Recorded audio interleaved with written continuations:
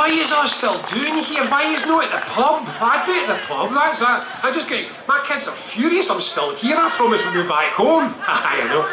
Right, listen, we needed this today. If there was one thing the independence movement needed, desperately at this time, it was that today. It was to remind them we're still here, it's to remind them we've gone nowhere, but even more than that, it's to remind them that we are in a strong position in Scotland and we're still there.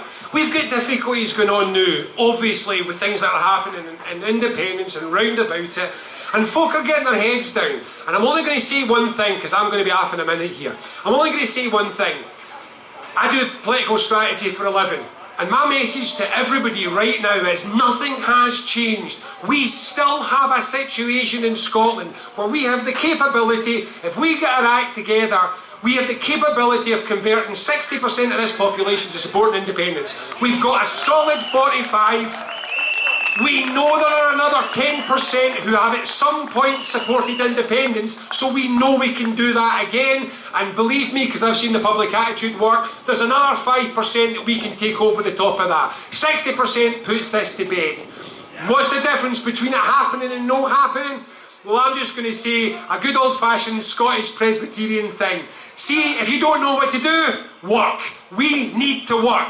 We need to get our act together. We need to start listening to the voters, asking them what it is that is stopping them from crossing the road to become full, hardcore, long-term independent supporters. And see what they tell us. We need to do that. And if they tell us they want answers, we need to give them answers. And if they tell us that we want to understand how this makes their life better, we need to tell them how this makes their life better. We've spent too long gazing at our own navels and worrying about what we are going to do, and it is time now to get the work done, to turn ourselves outwards to the voters that we need to engage with. We need to talk to them, we need to ask them, and we need to work. And if we do that, if we get our act together, we recognise what we've got and what we have to do. We've got the skills, the talent, and my God, we've got the enthusiasm and the numbers to put this to bed. So yes, I'm talking to a lot of people just now, and they've got their heads down, and they're worried. And there's people in the newspapers saying it's over for a generation. And it could be.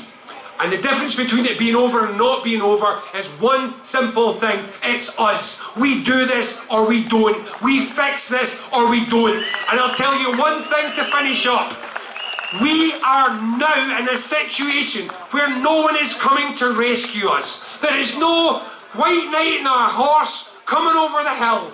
We cannot just get ourselves down to the beach, light a rescue fire and hope someone comes. Nobody's coming. It's down to us. We will take this by the scruff of the neck. We will get it together and we will win it or we won't. It's down to us. Stop looking over your shoulder. Stop asking who's going to fix this. We will fix this. And when we do, we will deliver that Scotland that all of us want, where I don't have to drive in here with my eyes closed, hoping that I don't see houses absolutely festooned with Union Jacks, because it breaks my heart. Work like you're in the early days of a better world. Nobody ever said anything better.